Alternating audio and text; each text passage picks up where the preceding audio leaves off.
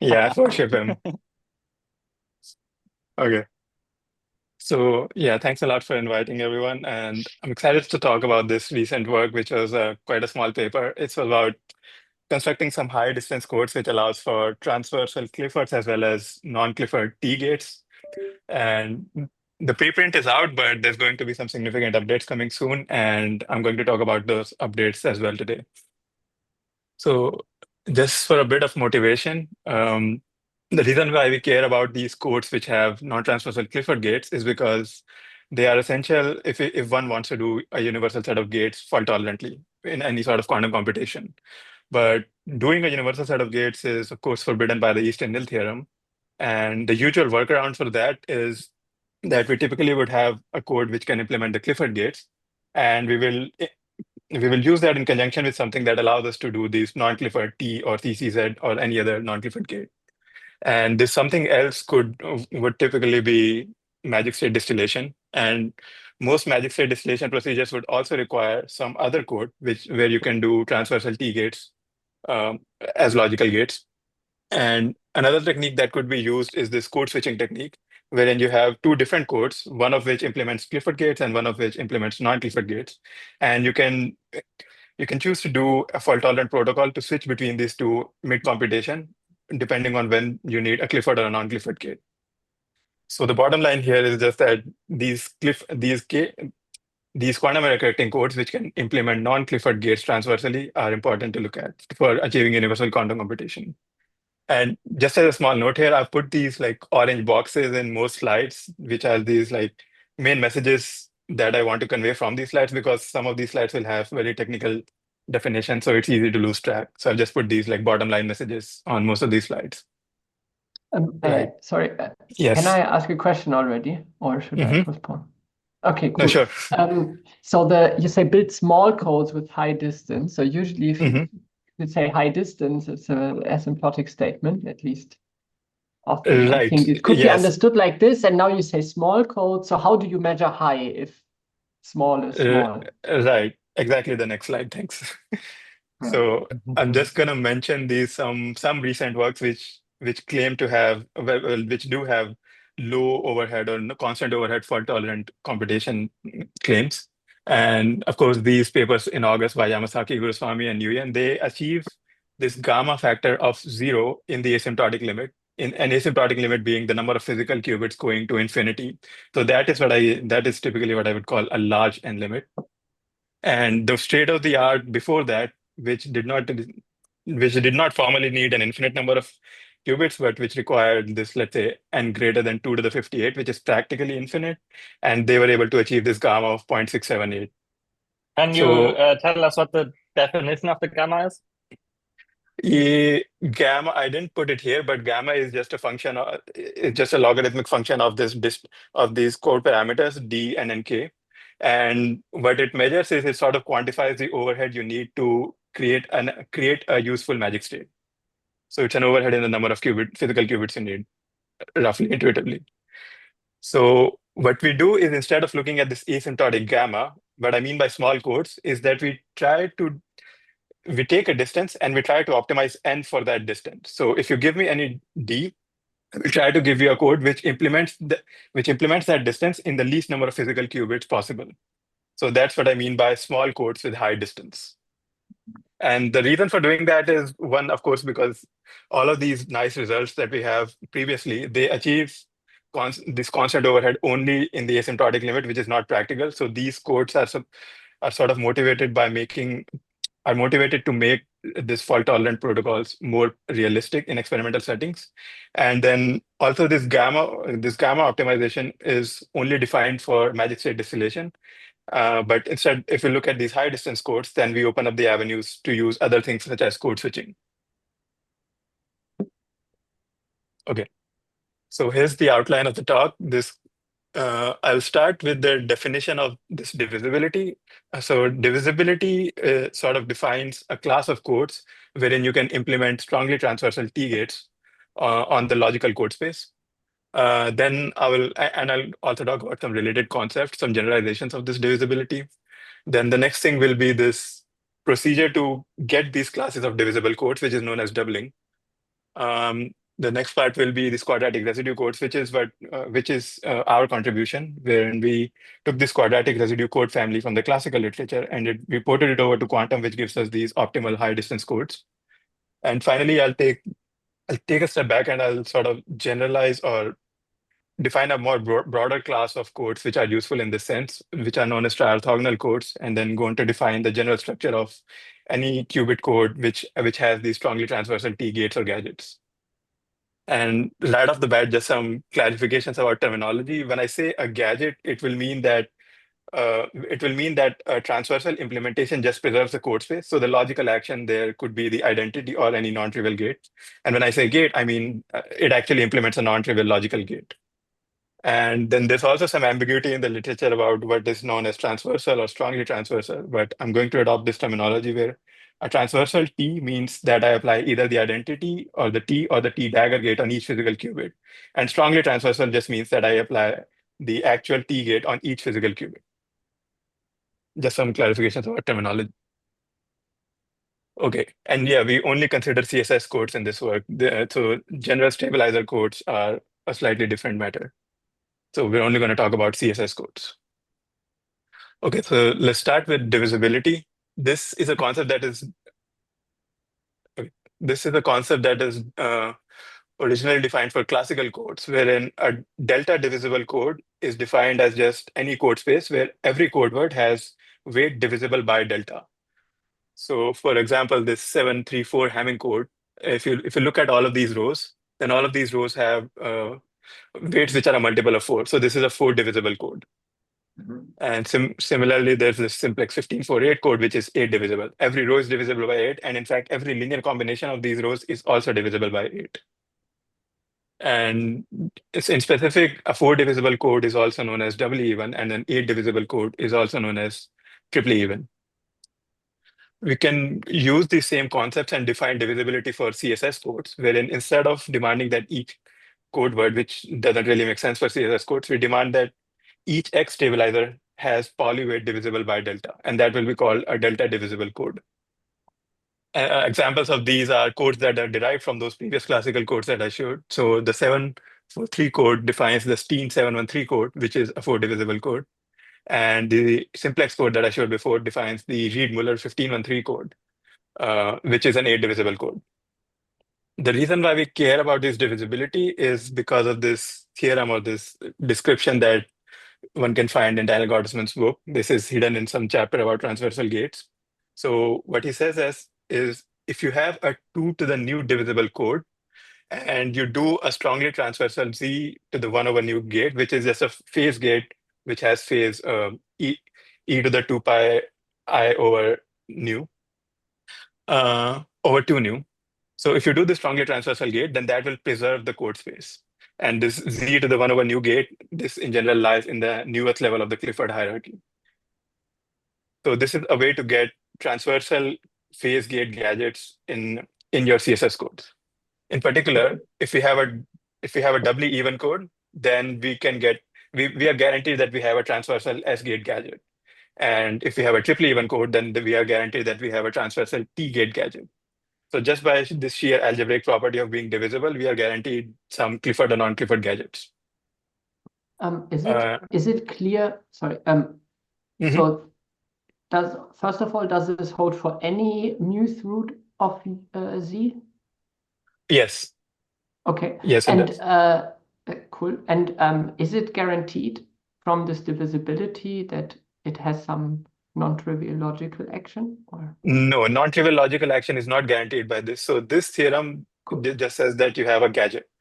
And non-trivial action is guaranteed if the dimension of the code is also odd. So if n is odd, then you have some non-trivial action. And this is actually a very simple proof, just like 4 or 5 lines in the paper in this chapter 11.5.1. And it's the simplest description at least I have found for this divisibility property. So you have a non-trivial action, but do you know what kind of action do you have? Not always. It will depend on the dimension, first of all. And right, so yeah, the action completely depends on this dimension n. So I think it is so if the dimension for this 2 to the new divisible code is some value m mod 2 to the new, then the action will be this phase gate to the power that number m. Let me show it in the next slide. I have Okay, something related. thanks. Right. So that is divisibility, and that is a concept that is ported over directly from the classical literature. But then there is also this thing called generalized divisibility, which generalizes this notion of divisibility to a slightly broader definition. So the definition goes as follows. Now, instead of demanding that all of the code words have weights divisible by delta, you demand that you can find two subsets, this m plus and minus, and these are subsets of the indices of your code. So if you have n indices, then you will take some subset of indices. And if you can find some subset, if you can find such subsets wherein the intersection of each code word with this m plus minus the intersection of each code word with this m minus is 0 mod delta, then we call this a generalized divisible code. This is like a slightly convoluted definition, but one can gain some intuition by seeing that if we choose this m plus to be just all of the indices, all n of the indices, and this m minus to be phi, then we recover the standard notion of divisibility. So this thing will just give you the weight of the code word x, and this thing will just be 0 for everything, for all the code words. So this is just a broader definition of this divisibility. And we care about this because it has some implications, and this goes back to what logical action we have here. So the implication is that if we have a generalized triply even code with a strongly transversal poly X gate, and yeah, if these conditions are satisfied, then you can define this operator T all, which is just a combination, which is just a product of T's and T daggers. And where you do these T's and T daggers depends on the sets m plus and m minus. But this is still a transversal gate because you're just implementing single qubit gates on each physical qubit. So you can define this operator and it will implement a logical e to the power m gate, where m is the difference in the cardinality of these two sets. So going to Armando's question, if we have your standard divisible codes, then this m minus, this cardinality of m minus is always 0, and this m is just the cardinality of this m plus. So it will implement a t logical to the power m. And yeah, so this will be the logical action of this T all operator. And this T all operator in the standard divisibility limit will just be the strongly transversal T gate, wherein you apply T on every physical qubit. There are no T daggers anymore. And this will define the logical action. And I say this is a gadget because if M is, let's say, 0 mod 8, then this logical action will just turn into the identity. Similarly, for a generalized doubly even code, with this some additional property that X stabilizers as a classical code is a subset of the Z stabilizers, we can define a similar S gate, S all operator, which will implement an S to the power M on the logical space. And I will make a note here that these extra conditions like strongly transversal poly X and this X stabilizers being in Z stabilizers, these are not very restrictive at all, but these are more like feel safe against convoluted examples that one can construct. So these properties would generally be satisfied for most of these doubly even and triply even codes. So, but Right. strongly transversal poly X is just X everywhere is also It X? implements a logical X on the logical space. That's what I mean. Yeah. On all the logical space. On all the logical, yeah. Okay. Yes, well, actually, for most of this talk, I'm only going to be talking about N1D code, so there's only one logical qubit. So that one logical qubit will experience the logical X gate. Yeah, so the bottom line is just that generalized divisible codes is a good family to look for these transversal gates in any level of the Clifford hierarchy. Okay, so how do we go about constructing these generalized triply even codes? The first ingredient that we need is a classical self-dual family, which is of type 2. And type 2 is just another fancy way of saying that it is 4 divisible or doubly even. And when you have such a classical self-dual family of type 2, you can directly map it into a CSS code, which has parameters that are favorable. And this is the mapping that we can use. So if you have a self-dual code n over 2 and d with classical parameters n over 2 and d, the first step we do is puncture the last column of every code word. So you just remove the last column altogether. That will give us an n-1 n over 2 with a distance greater than d-1. And this distance is greater than d-1 because it is defined just as the lowest weight of any code word. And if you just remove one column, then the distance has to be greater than or equal to d-1. You cannot reduce it by more than 1 unit. The next step would be we compute the null space of this punctured code, and we would get some code which has these parameters n-1, n over 2 minus 1, and d perp.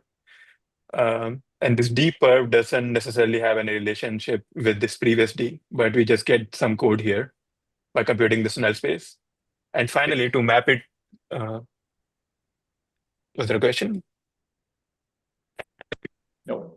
Okay. Yeah, so finally, this is just some intermediate steps. Once we get this dual code, we can use this as both the X and the Z stabilizers and define a quantum CSS code.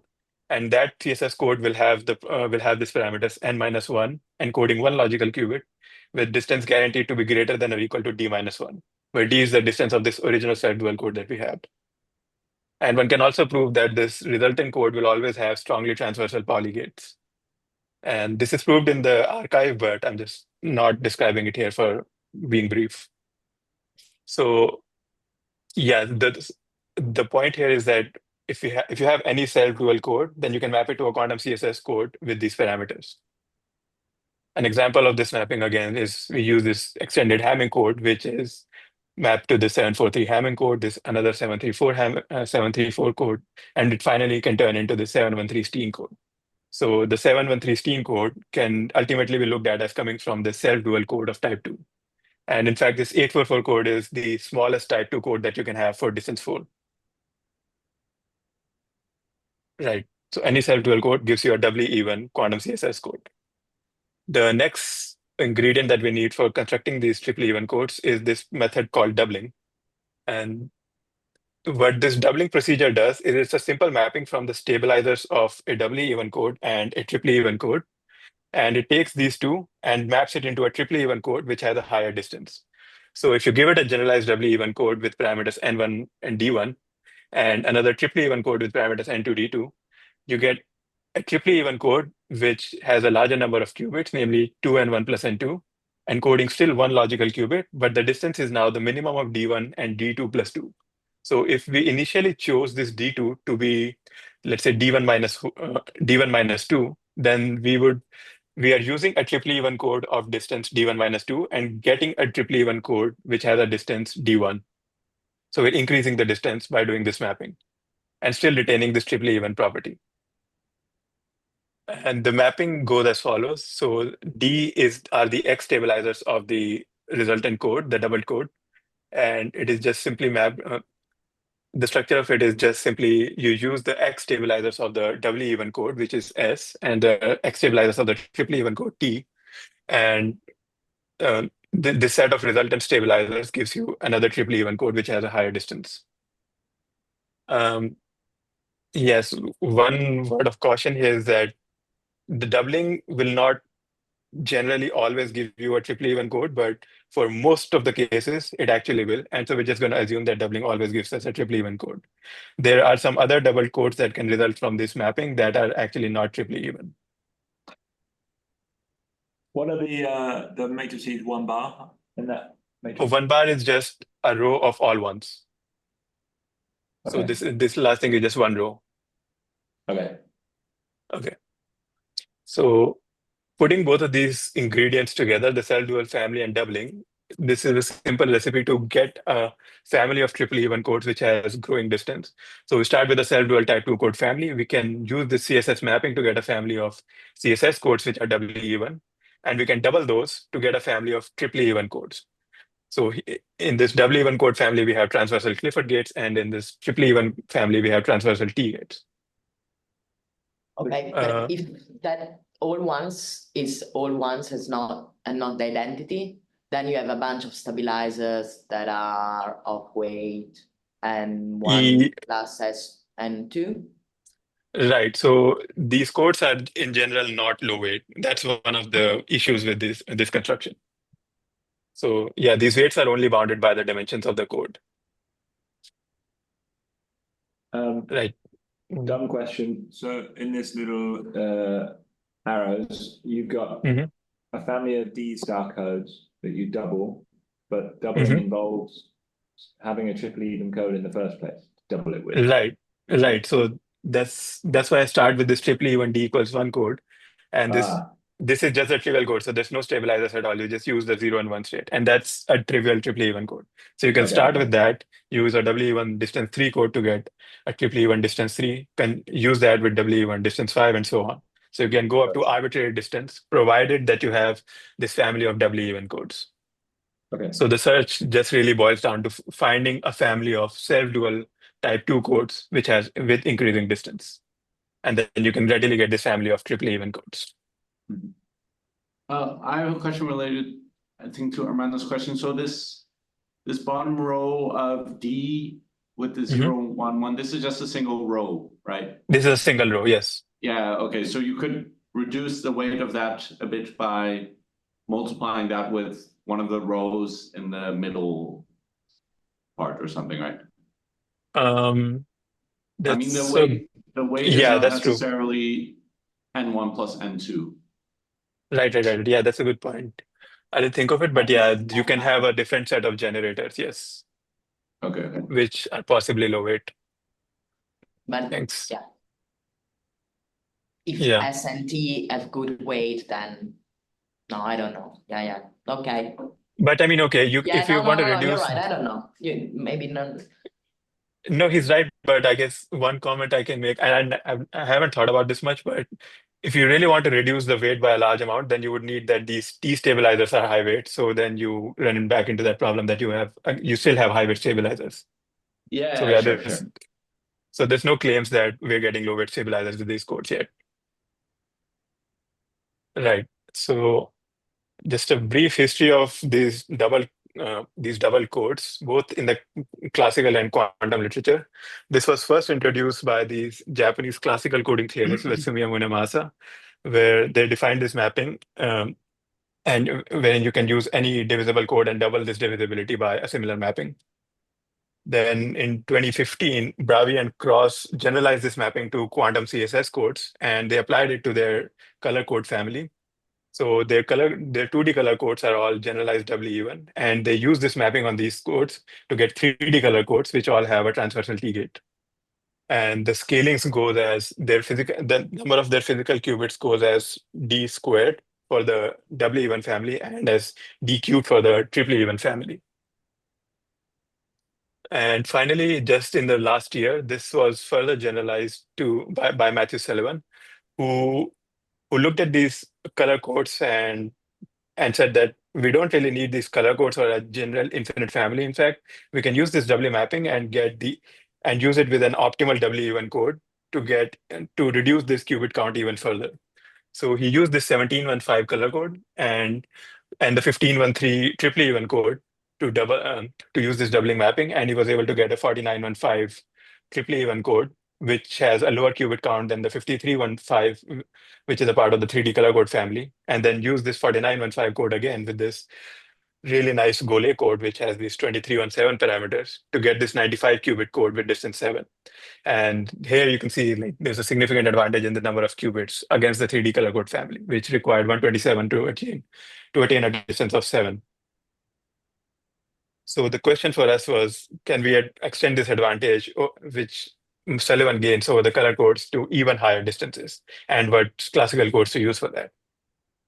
So I have a question. Yeah. So in this procedure that you pointed in point 3, you said they only do it for small instances of well, the codes they start with. So I guess, yeah, the 2D color code. So would this in principle also work for other codes? And does it just not give good parameters if the qubit count is increased on the left-hand side? Or like qubit count and distance of like the, say, like on the left, there's 2 input codes to construction, and then there is a triply even code coming out. Does the construction only work for the specific codes that they consider, or does it only give beneficial parameters for the codes that you show? No, so the doubling procedure is general, where you can have any double even code here and any triple even code here, and you will get parameters that were defined by this mapping. So if you have, so any double even code with distance d1 and triple even with distance d2 will give you a code which has a distance, this minimum of d1 and d2 plus 2. So it doesn't have to be a color code or these particular small codes in particular, these particular small codes. Any double and triple even code will work. And in fact, this mapping is slightly more general that I'll talk about in a few slides. So you can even relax the condition of this doubly even and triply even for a slightly broader class, slightly broader properties. Yeah. Right. So the question was whether we can extend this advantage of color codes to this extra advantage over the color codes by using some other family of more optimal doubly even codes. And the answer to that is, of course, yes. And this is sort of a glimpse of the glimpse of the results that we had. And I'll come back to this exact slide later, but we can see that we use this extended QR code family, quadratic residue code family, and these are the classical codes that are a part of it. These codes can be mapped into CSS codes, which are doubly even with these parameters. And then we can double those to generalized triply even codes, which have these very significant or even dramatic advantages in the number of physical qubits that you need over these 3D color codes. So for example, in this, let's say distance 31 code, we only need some 3000 qubits instead of the 8000 that were required for the 3D codes. And we also conjecture that these doubly even codes that we get from this extended quadratic residue family are the optimal doubly even codes that one can ever have for quantum CSS codes. And for the triply even case, we don't make such a strong conjecture, but these are certainly the most optimal examples that are known yet. Why are you so confident about double even but not triple even? Well, so multiple reasons. For doubly even, we are confident because, for example, the 713 and the 2317 code, these are already known to be optimal CSS codes. And if we're able to make that connection that these actually came from extended QR codes, then using that same mapping should give us the optimal CSS codes in general. And one more reason that I'm going to talk about in the next slide is that these extended QR codes are actually the optimal or the best known classical codes which are doubly even. For the triply even case, we are not so confident because, first of all, we are using a very restricted class which comes from this doubling procedure, but there could be like all sorts of outlier examples that do not come from this doubling procedure. Plus, another reason, and I think thank you for this question because I was struggling to find how to actually lead into this, is that we have all of these gaps in this doubly even family. So if you look at it, all of these distance vary by distance are increasing by units of 4. So we have 7, 11, 15, but there's no distance 9 code or distance 13 code. And we don't really have any strong statements to say about the existence of such codes which can fill in these gaps. So if you can fill in these gaps in the doubly even family, then just by using this doubling procedure, you can get better triply even codes. So yeah, making that conjecture for triply even would be sort of naive at this point. And Thanks for when you say best non-transversal T-gate codes, you are judging on the base of that gamma parameter you introduced. No, I'm judging only on the basis of number of physical qubits for a particular distance. I'm not looking at gamma here at all. And also for just a single qubit, right? Yeah, these are all for single logical qubits. And I mean, intuitively, it makes sense to look at single logical qubits if you want to optimize the number of physical qubits, because if you increase the number of logical qubits, you would certainly have a trade-off either in N or D here. As far as I understood, the gamma to 0 constructions, though, they relies on codes with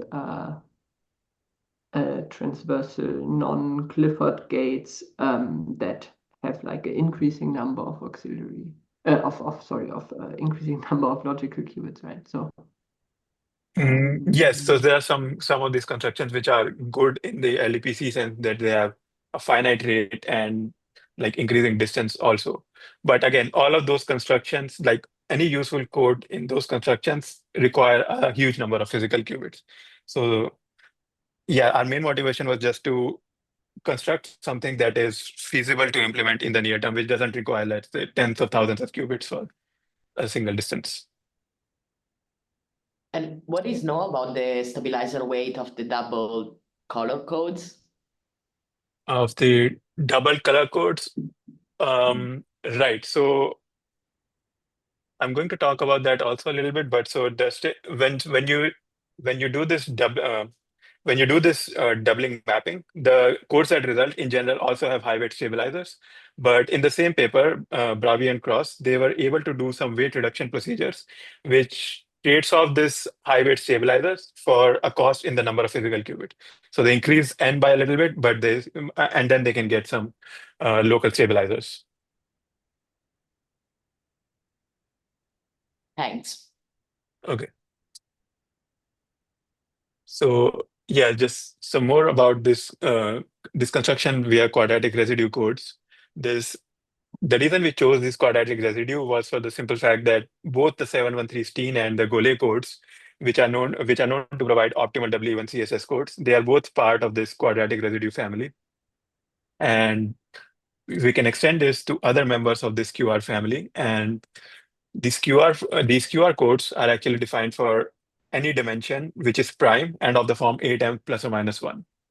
And if and going a bit deeper into this, if we are ensured we are guaranteed to have an infinite number of these codes by this Dirichlet's theorem, which says that there are an infinite number of prime numbers which have this form 8m plus or minus 1. So this is really an infinite number of codes that we can get from this quadratic residue family. And one can extend any of these quadratic residue code to an extended quadratic residue code by adding one bit, and then the dimensions will be 8m or 8m plus 2. And it turns out that if you only consider the codes which have dimension 8m, then all of those are guaranteed to be type 2 also. So all of these quadratic residue codes are self-dual, but all of them with dimension 8m are also doubly even on top of being self-dual. What does dimension here mean? Dimension means the number of bits. So this is all classical, just n. Okay, so okay, thank you. Okay. And the reason they are useful is again because these admit the best known type 2 self-dual codes in the classical world. Some of these examples are listed here. And so best known first is in the sense that they are the best known examples, but some of these members are also optimal in the sense that they satisfy this distance bound. So this distance bound says that for any code of length n, the distance has to be upper bounded by this quantity 4 times the floor of n over 24 plus 4. And these first few members all satisfy this bound, so they are optimal in this sense. And moreover, some of these are also extremal in the sense that they have the smallest dimension that can satisfy this bound. So there's a slight difference between optimal and extremal, wherein optimal says that for a given length n, you achieve the maximum distance that you can achieve for that length. But extremal says that given any d, you have the lowest possible n that can achieve that distance. So extremal is really the best code that you can ever have formally. And even for all the other codes which are not optimal or extremal, QR codes give us the best known examples of type 2 self-dual codes. So these are really well motivated to be used for these W1 CSS family as well. And again, like we can go back to this. We can go back to, yes. I have a question. Maybe I missed something. Why is MS2 like 16 bits? Does this exist? Or No, we don't. I don't know of code. And also, okay, yeah, that's a good question because if you look at this bound, then you will only get optimal codes when you have length which is a multiple of 24. I see. So most of these extreme. So in fact, all of these extremal codes have to have a length which is a multiple of 24. I see. You can have optimal codes which are not of this form, but not extremal. Yeah, I see. So 16 And wouldn't then, make much sense because you'd still have distance 4. yeah, because 16 would still Ah. get a distance 4, but you already have a smaller code with distance 4. I see. And then again, like this is like going back to that point of increasing distance by units of 4. This is also because of this, because this distance bound has distances which are increasing in units of 4. Mm-hmm. So any code that has a distance of, let's say, 6 will definitely not be optimal in this sense. Okay, thank you. Thanks. Right. So yeah, again, just showing these results again, this was the extended QR codes that we used. And I guess I can go a bit more into this optimal thing that I said is because we don't have the codes that fill in these gaps for, let's say, distance 9 and distance 13 and so on, we use the same code, same distance 11 code to double the distance 7 and the distance 9 code both. So this is really not optimal, or this is really not the most efficient way to do it. We would really like to have some distance 9 codes which have a lower number of physical qubits, which doubles this distance 7 code, and then use this distance 11 to double the distance 9 code. Yeah, and that would give us an improvement over this table. So, and on the left here, I just have a plot which a plot of these numbers. On the y-axis is just the number of physical qubits that you need, and then the x-axis is the distance. I compare it with this purple curve, which is the double color code family, and the quadratic residue is this blue curve, and it seemed to perform better for all of these distances. This middle curve, this orange curve, is a self-dual type 2 code family, which is guaranteed to exist, but not necessarily. We don't necessarily have a concrete construction for it. So this is a family that is guaranteed to exist, and this also performs better than the 3D color codes after you reach a certain threshold of distance. Can you say a little bit more about that orange family? We know that it must exist. Right. So all of these orange codes are type 2 self-dual codes. Yeah. And there's a theorem which says that you can construct a family you can construct such a family wherein the number of bits scale linearly with the distance. And this family is not constructive, as in the existence result is proved, but there has been no explicit construction for this family yet. So we just plot this existence result here. And I said the number of bits is linear in the distance. And once you double that to get triply even codes, you get a quadratic scaling instead of linear scaling. So that's why this curve is a parabola and not just a straight line. Cool. Okay, and I can also say that quadratic residue codes, of course, are this blue curve also are, of course, type 2 self-dual codes. So this blue curve is a more restrictive class than this orange codes, and because of these extra restrictions, these sort of have these extra properties, and they perform better than this general orange class of self-dual codes. Right. Some more general comments about this is something that I've already said. This self-dual type 2 codes exists with linear scaling, which gives us a quadratic scaling in the triply even codes, which represents this orange curve. Quadratic residue codes of arbitrary length are guaranteed to exist because of that Dirichlet's theorem I talked about, because there are an infinite number of primes of that form that we need. And there's also a lower bound on the distance, which is given by this inequality. And so if we combine these two facts, that there are an infinite number of quadratic residue codes, and there's a lower bound on that distance, then we are really guaranteed an infinite family of these quadratic residue codes, which has an increasing distance, increasing with the number of bits. There's also an upper bound on this distance, which is again the similar form of 4n plus 1 over 24 plus 3. So for any quadratic residue code, we have both the lower and the upper bounds, but the lower bound at least is not very tight at all. And most of these codes perform much better than this general lower bound. One other advantage of using this doubling is that it inherently gives you a code pair, one which is doubly even and implements the transversal Clifford gates, and another which is triply even and implements the transversal T-gates.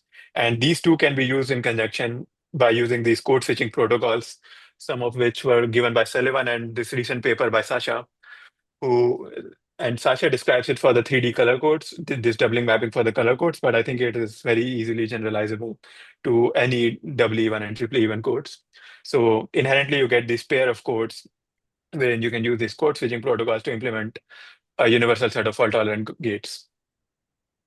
And yeah, just some comment about the gamma parameter. The double color codes, because they had this cubic scaling, they achieved the gamma parameter of 3 in the asymptotic limit.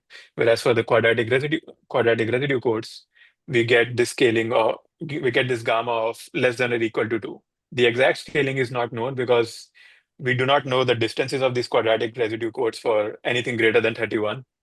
But these seem to be performing a little bit better than this quadratic scaling.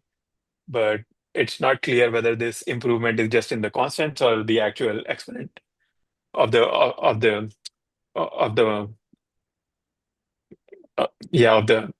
in the number of n scaling. So yeah, this is not the most optimal family for magic state distillation because there are codes with better gamma parameters, but these are inherently compatible with code switching, and these also require the least number of physical qubits, so it's more implementable in the near term. And yeah, this resource comparison between whether magic state distillation is better or the code switching protocols are better is still not completely clear. There is some analysis in the Sullivan paper, and I'm not sure if Sasha does any analysis, but yeah, a complete conclusion for that is not known yet. Right, so this was all about QR codes, and I will switch gears a little bit. So maybe if there's any questions, this is a good time. I have a question on your last comment Mhm. regarding the competition between magic state distillation and Mhm. some code switching techniques. As far as I understood, so the way that code switching has been studied was mostly with very specific examples, and Right. in particular this like switching from 2D color code to 3D color code Right. and back, where I understand the bottleneck to actually be in the decoding of the 3D color code in between. Can you say something that's maybe a bit more general and or correct me if I'm wrong in that No. what the So bottleneck is there? Because yeah. yeah, I'm actually not super familiar with all of these code switching protocols. I've read what Sullivan does, and and I think Sasha also does this, is that they use this single directional C0 gates. So I assume the bottleneck would just be in the implementation or the number of C0 gates that you use. But yeah, I don't think I can make very intelligent comments at this point about like the decoding or the actual bottleneck of this, because yeah, it's not extremely clear to me which of these are actually more resource efficient, code switching or state distillation.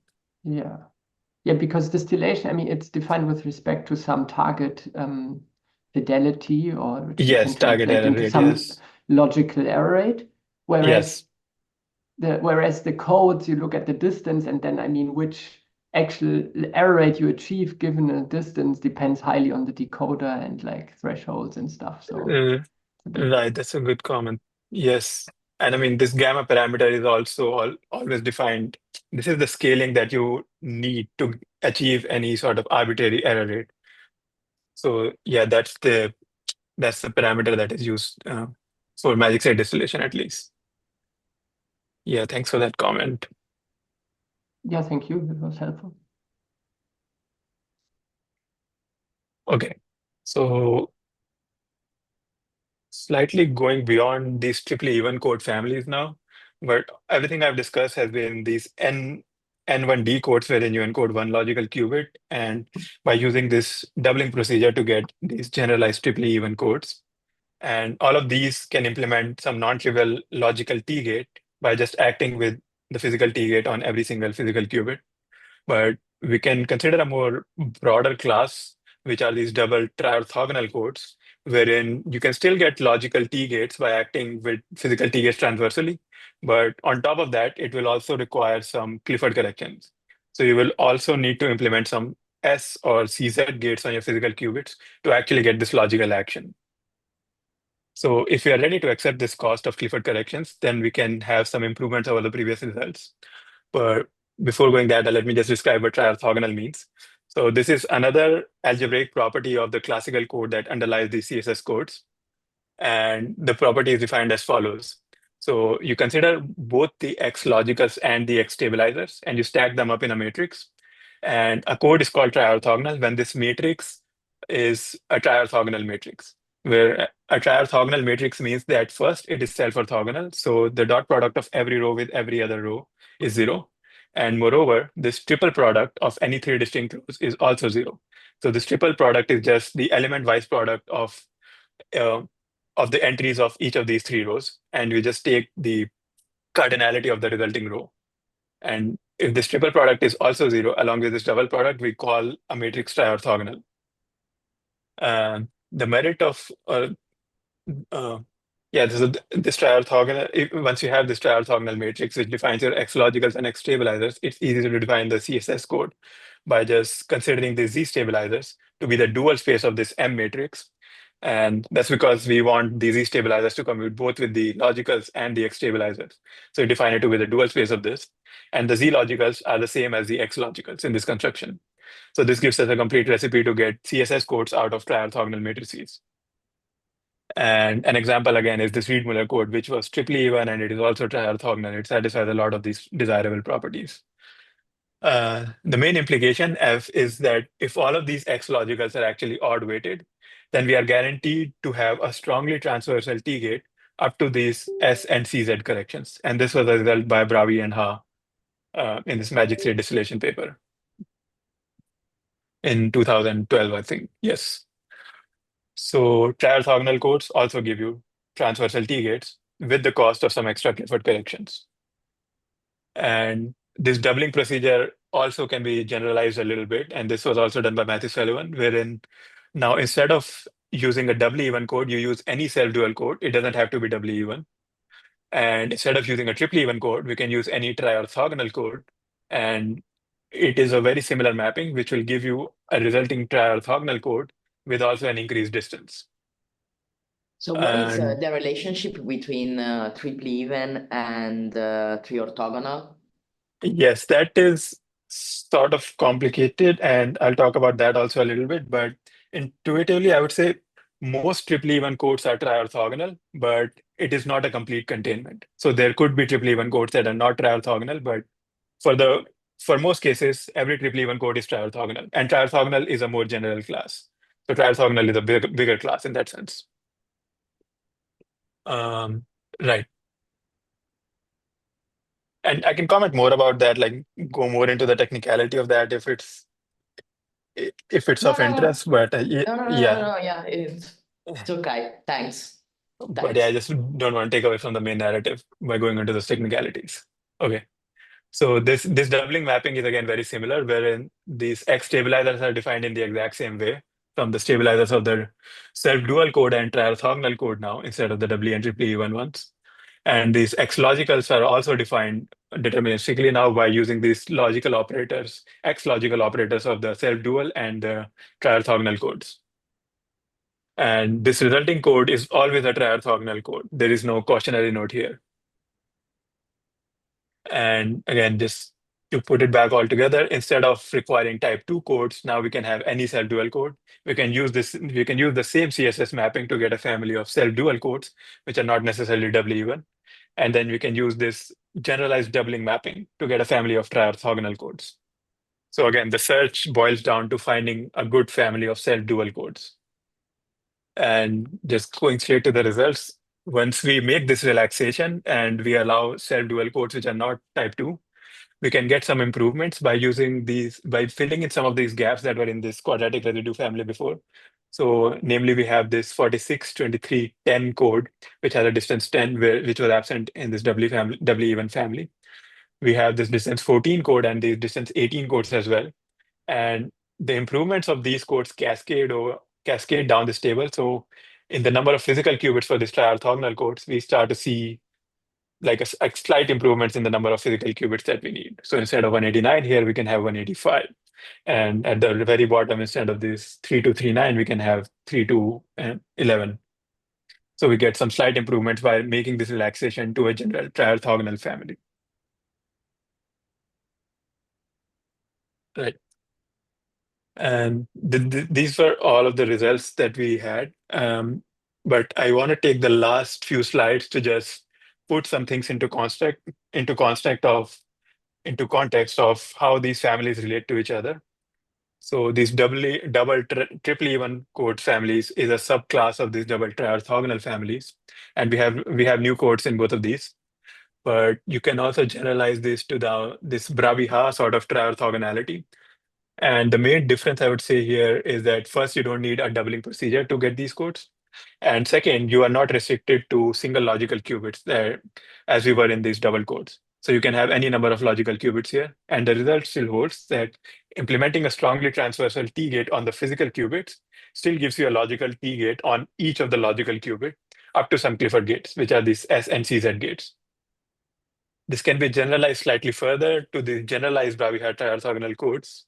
And now when you implement a transversal T-gate on the physical qubits, you can get either the logical T or the logical controlled S gate or the logical CCZ gate, again, up to some Clifford corrections. Another interesting family that has come up in the last 4 or 5 years is the CSST family. This is defined as the most general class of codes wherein a strongly transversal T-gate preserves the code space. So the logical action could be the logical identity, but it just needs to preserve preserve the code space. And a subclass of this is again this transversal T implementing the logical identity. And the interesting thing about this is that it is completely separate from all of these triorthogonal codes. So in this subclass of family, if you implement a transversal T-gate on the physical qubits, it is going to give you a logical identity on your code space. And there exists like necessary and sufficient conditions to check whether a code is CSST or not.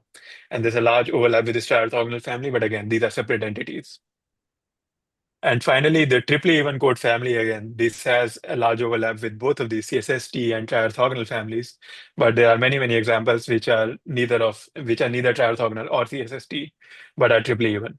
So these three are sort of these separate identities which have good amounts of overlap, but are completely different. And yeah, this last family is just the stabilizer T is just the CSST family generalized to general stabilizer codes. So herein lies all of the stabilizer codes wherein a transversal T gate preserves the code space. The action could be logical identity or a non-trivial logical gate. And just to make a cleaner characterization, there are these three broad classes of families which are triorthogonal, wherein you get a logical T gate by implementing a transversal T up to some Clifford corrections.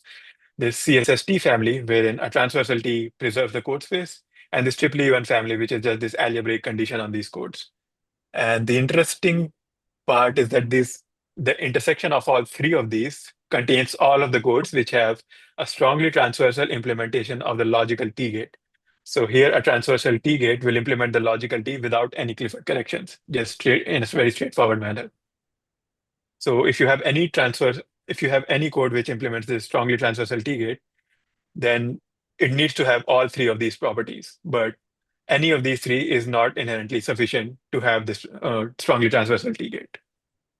Can you quickly remind me what the definition of CSST was? Right, CSST code, I don't put the conditions here that are required for being a CSST, but the implication is that these are all the CSS codes where transversal T preserves the code space. So Okay. implements either the logical identity or any logical gate. Yeah. Okay. Right, so this is, oh yeah, and some open questions. I thought I was at the end of my presentation, but right, so the first question, again, this is something I talked about before, is that we have all these gaps in our table. My table is, yeah, we have all these gaps in our table for these distances of the form 4m+1, these distance 9, distance 13, and so on codes. So if we can find W1 codes which have these particular distances, then those will automatically give us some improvements. And there is only one code that I know of which fills in these gaps, which is not a quadratic residue code, is this 1715 color code. And I see this as an inherently quantum code because if you trace it back to its classical origins, it gives us this 1894 code where the distance of the quantum code is actually better than this classical code. And I suspect there are more of these codes that can fill in these gaps and give us improvements while remaining WE1 as well. The next thing that was also asked before is that these codes in general will have high weight stabilizers. And it is not entirely clear to me whether we can do some sort of weight reduction procedures to get local stabilizers for our codes.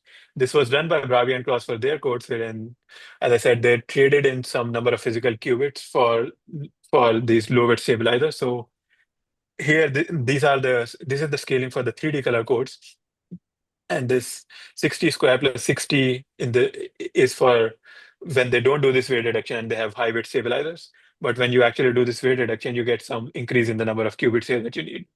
So I think it's an interesting question whether we can do this for our codes. And some recent works by Julio and this work by Basfin and Williamson, they describe some weight reduction procedures for general stabilizer codes. And so I think it's very interesting to see whether we can actually do this for these general codes and whether actually doing this is useful or not, because the whole point of this construction was to minimize the number of physical qubits.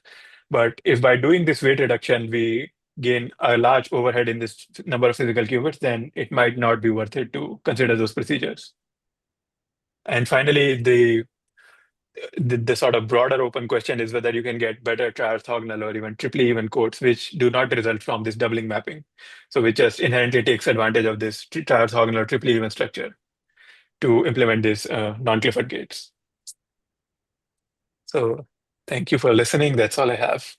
And please ask more questions.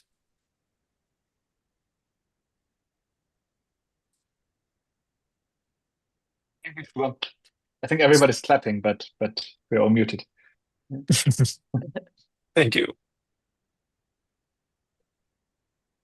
And any feedback on like the presentation is also welcome. This is the first time I'm presenting this work, so. I have a question because I've missed that. In all of your examples, you have logical dimension 1. Right. Right? Which is not necessary if you want to use these for instance, for magic state distillations, right? You can use these codes for magic state distillation. No. What I mean, it's not necessary to have. It's not necessary. the No. dimension. It's not necessary at all. Yes. But is that your construction that always gives dimension 1, or is this what you focused on? And Right. So partially both. One motivation to consider logical dimension 1 is because we really want to get this like completely optimal physical number of qubits. And if you want to increase the logical dimension, then there will inevitably be some trade-off with the distance or the number of physical qubits. So that's one motivation. But second, this doubling procedure is also defined only for logical dimension 1. So if you want to use that mapping, then we need to stick to logical dimension 1 codes.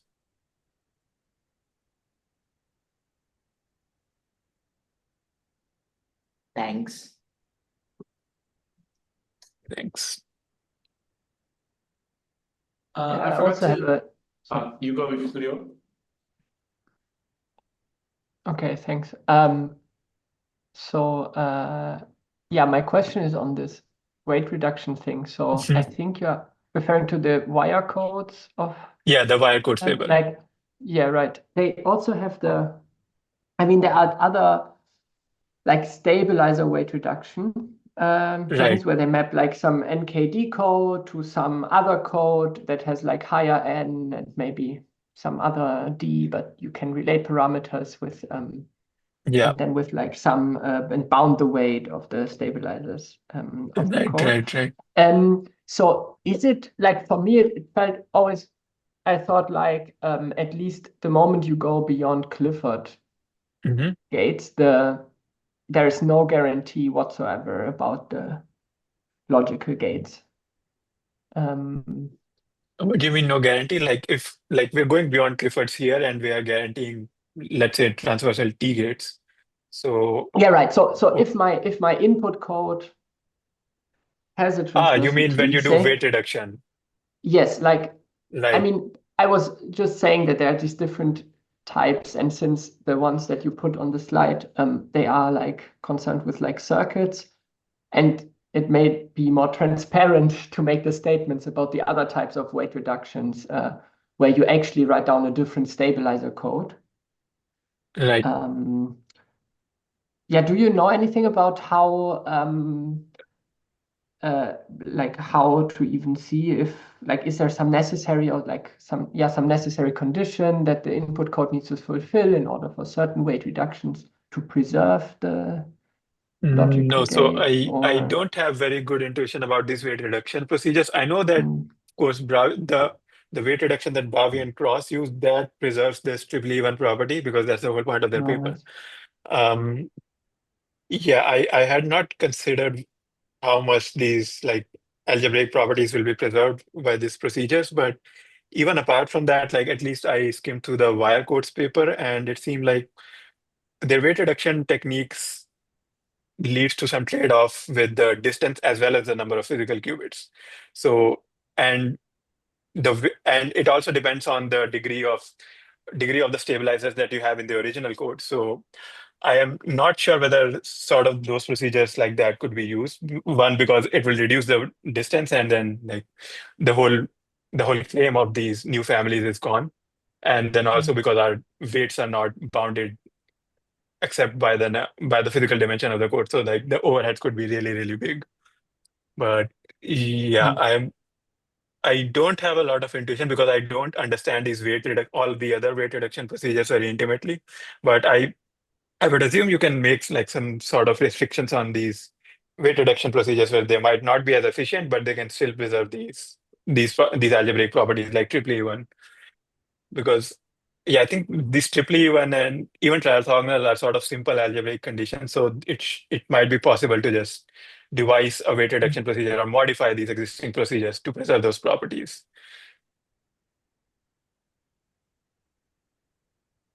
Thanks. okay, cool. Thank you.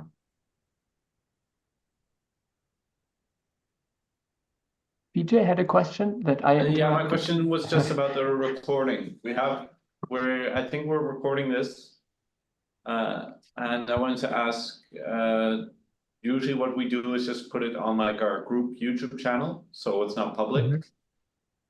We could also make it public. It's a bit up to you. You don't have to decide now. You can also message me about this.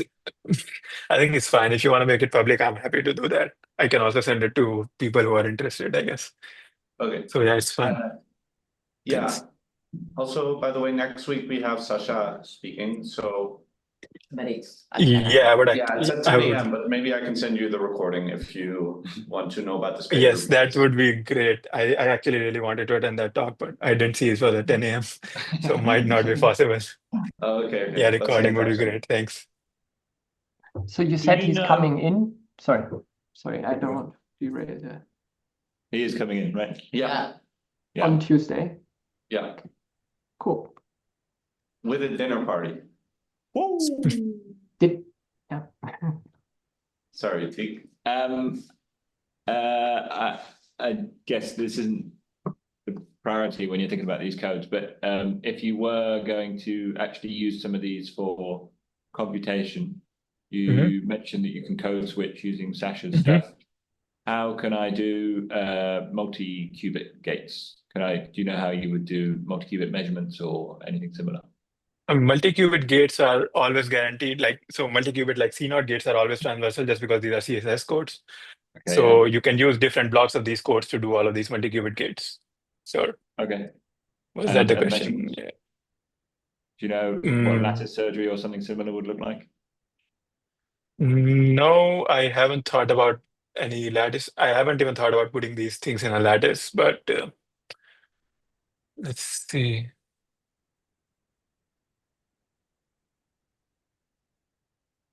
Yeah, I assume like any methods that you have for general qubit codes, like using these ancillas and doing some joint measurements, those should still work. But I haven't given much thought to it. Yeah. Okay, cool. Maybe this is related, maybe not, but at least for me it seems related. Did you think of how well one can then, if you use these codes for magic state distillation, since you have codes with a single logical qubit, it's pretty clear which logical magic state you have. Right, do you know right. how to inject the high fidelity magic state into other codes? I mean, it kind of touches on Teague's question in that you would maybe do it via a lattice surgery operation with different code. Right. So I can say that my understanding of magic state distillation mostly is this procedure where you use concatenation of some transversal implementing gate with some other thing, like let's say this 1513 code with uh, any other code of your choice, and you use multiple rounds of these distillations with these by applying these transversal T-gates to get high enough fidelities. And this gamma also sort of gives you this overhead that is required for this concatenation. So I would not make any strong statements about whether this would give you a good advantage, but one thing that I can say is that most of these procedures or protocol magic state distillation procedures, at least that I see, have these distances 3, so that distances 3 or like very low distances, even 2, where you just do error detection. And so you need to do many rounds of many rounds of these distillation to get an actually high fidelity state. I think these codes could sort of provide a trade-off there, wherein you can reduce the number of rounds significantly just because you can tolerate a lot more error in the output magic state that you get from these noisy states. So, but again, the resource analysis for that might not in general be completely favorable, because from my understanding, this gamma is supposed to parameterize exactly that thing, is this resource estimate, which is the trade-off between the distance and the multiple rounds of measurement. So it's not exactly clear to me whether this will give an advantage, but I think that is one area there where we can sort of use this high distance property to reduce the number of rounds that you actually need to do for the distillation procedure. Okay, yeah, that makes sense. But this is within the distillation. I was thinking of afterwards. I mean, I see that asymptotically, it's like anything you would do would only add a constant, so you don't care about it in the gamma, but yeah. But anyway, yeah, thanks still. Thank you. Thank you. Any more for any more? Alrighty. Well, thanks, Shubham. I thought that was really cool. You said you wanted feedback on the talk. I thought that was pretty great. I thought that was very interesting. Yeah. Yeah. I particularly like the big Venn diagrams of all the different code families. I can show you a lot more bigger and a lot more convoluted. This Venn diagram thing has been very frustrating. This is something I started after finishing the project, and it has taken up like the last 2 months of just going through all these technicalities. Yeah. Right. Like after 5 iterations, I landed on this. So thanks, I appreciate it. Is there ongoing work in the zoo that makes the automatized Venn diagrams in the error correction zoo? No.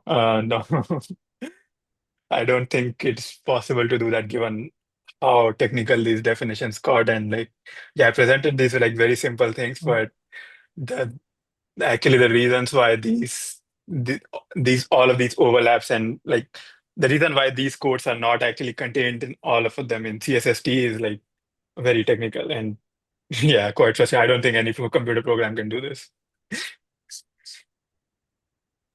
But I think I will have a slightly better version of this in this updated version of the preprint that I think will be out in the next 1 or 2 weeks, hopefully. Nice. Feel free to announce it in Slack as well. I would like to take a look. Nice, thanks. Yeah. Yes. I will. Yeah. Because these updates, they tend to get lost, I feel like. Yeah. So I mean, the current version doesn't even have this orthogonal family. This is something we kind of rushed to get the preprint out originally because another paper appeared which had the title self-dual codes and tri-orthogonal codes. So we were like, okay, it's all gone now. But thankfully they had like a completely different approach where they were optimizing the number of logical qubits. So we just rushed to get this out, and some things were left for later work.